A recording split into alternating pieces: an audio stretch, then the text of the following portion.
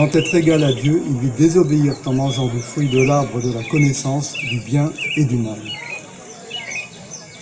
Cela ouvrit la porte au mal dans l'humanité. Le premier fils d'Adam et Ève, Caïn, par jalousie, tua son frère Abel. Les hommes devinrent de plus en plus méchants, à tel point que Dieu regretta de les avoir faits sur la terre.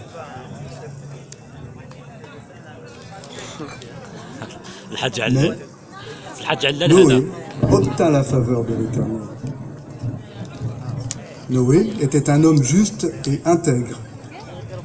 Noé marchait avec Dieu. Un jour, l'Éternel lui parla.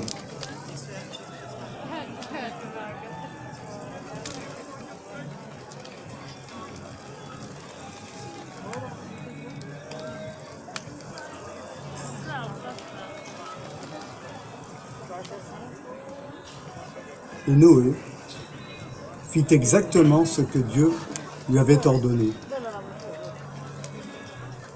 Il construisit, avec l'aide de ses 3 fils, Sem, Cham et Japheth, ainsi que leurs femmes et sa propre femme, une arche comme un grand bateau en bois de 150 mètres de long sur 15 mètres de hauteur et 25 mètres de large.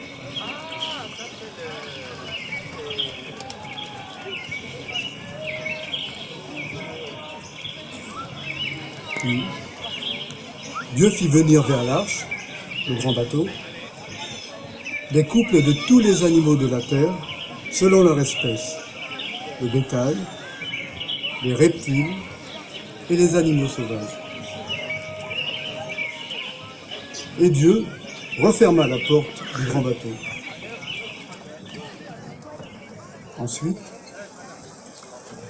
il fit pleuvoir sur toute la terre sans interruption pendant 40 jours et 40 nuits. Les eaux recouvrirent toute la terre et dépassèrent même les montagnes d'une hauteur de 7 mètres. Et l'arche flotta sur la surface des eaux. Les eaux grossirent sur la terre pendant 150 jours. De tous les êtres vivants, humains et animaux, seuls Noé et ceux qui étaient avec lui dans le bateau restèrent en vie. À la fin des temps, dit Jésus, il en sera du même que du temps de Noé.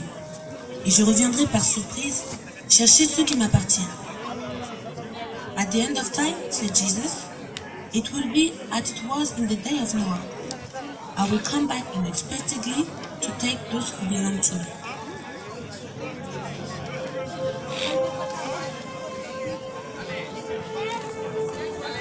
صافي كملتي